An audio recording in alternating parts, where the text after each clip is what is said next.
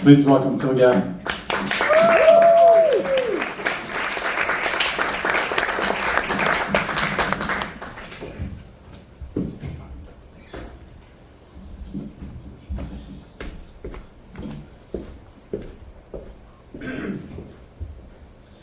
My daughter, Maura, was born when I turned 30. And we spent the first years of her life exploring the city of Chicago.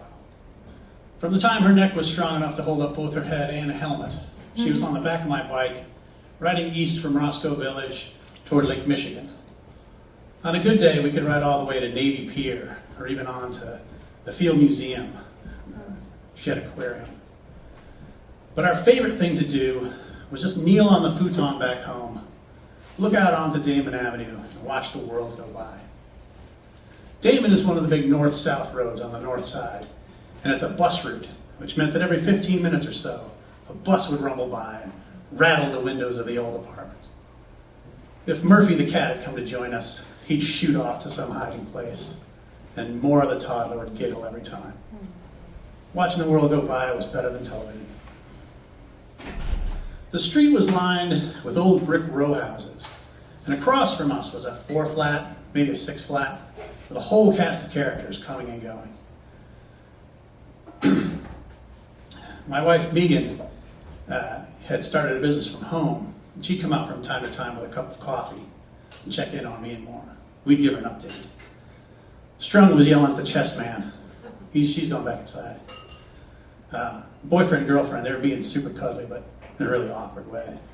I think they worked together because they were in matching uniforms. At night, I would go off to work as a restaurant manager, and Megan would take over the parenting. And I'd call home and she'd catch me up. The mailman's been by twice. He's out with somebody now. And an ambulance came by and took away the big guy. The big old guy? Nah, the big guy with a beard. Same guy who went away last time. He was way drunk. Strung was yelling at somebody the whole time that the EMTs were taking him out. The scene across the street was a life-size 3D soap opera.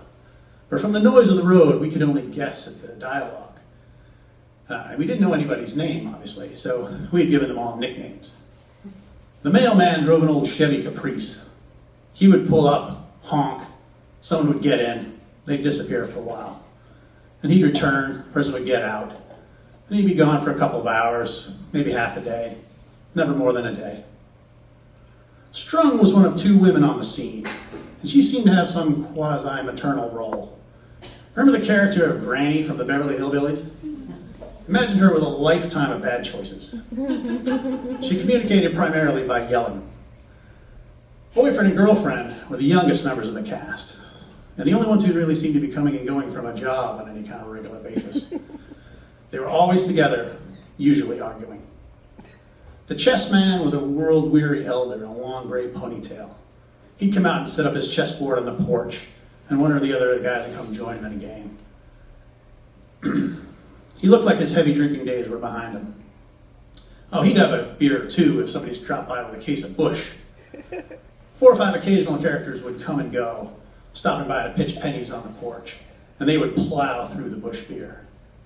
Boyfriend and girlfriend would try to keep up, but he'd usually grow sullen, and she was prone to ugly crying. The big guy with a beard, he didn't have a nickname. Megan and I had been locked in a heated debate about it. She was convinced the guy ought to be called Bender, because, well, you can't drink all day if you don't start in the morning. But I maintain that Bender can have a positive connotation, like, I was in a bit of a rut, but nothing blows out the pipes more than a 3-day bender. But this guy never seemed to be having a good time with it.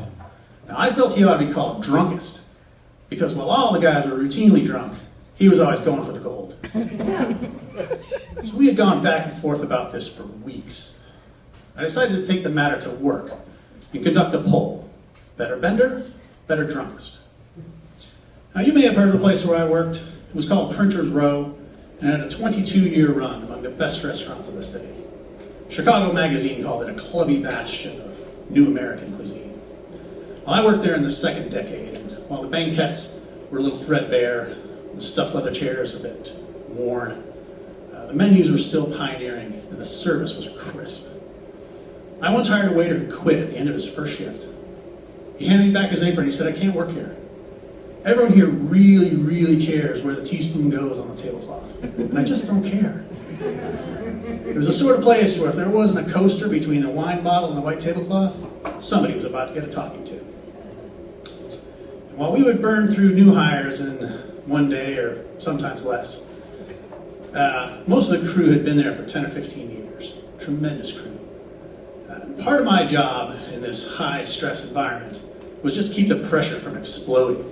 So when we were deep in the weeds and tempers were about to flare, I could whisper just out of earshot from the chef, who was a crazy person. Other than that, Mrs. Kennedy, how was the parade? One of the great waiters I have known has the Christian name of Sean, but we called him Sean Boy. And Sean Boy and I love to play a game, well, really, I love to play a game, called Celebrity Lookalike. So let's say you've got a customer in your section, looks a little bit like, but not terribly like, Sean Penn. When the dining room is nice and busy, you say to the waiter, "Gonna be a band on table 20. That's Sean Penn's brother, Jimmy Penn. Now, Sean Boy can't show up at the table laughing, because those customers are not going to get our job. The only time I nearly broke Sean Boy was when I said to him, "Celebrity VIP in your section, it's Pee Wee Herman's brother, Jimmy Herman." And Sean Boy turned to see a guy who looked not like Paul Rubens, who played Pee Wee Herman, but distinctly like Pee Wee himself. Sean Boy had to keep it together. That's what he did for a living. As general manager, I love this game. Jennifer worked as the host. During the day, she carried a full college course load.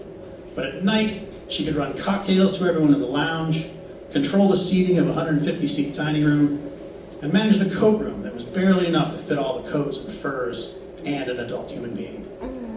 At a tender age, Jennifer was an unflappable professional.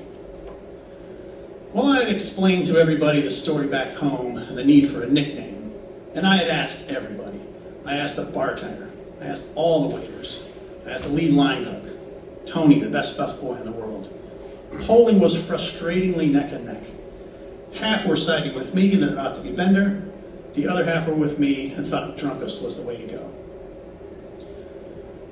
Well, we put on our game faces as the first customers of the night came in. It was a 4-star restaurant after all.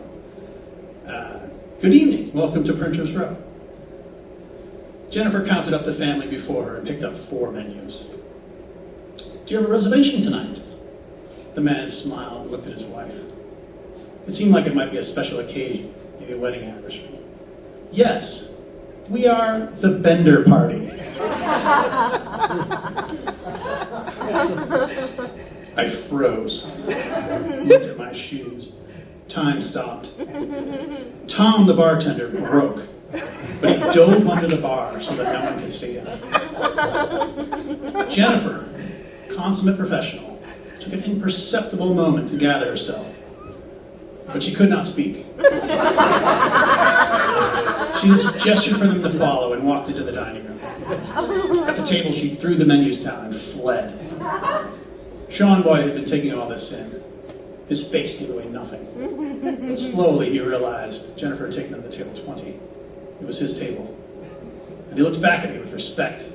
And his eyes said, "Yes, I now realize you've been training me for 8 years." It was very good.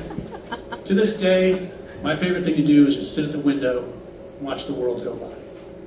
Turn off the television, put down the telephone, and simply enjoy the passing of time. And sometimes, if you're patient enough, the world just drives up and delivers the answer to you.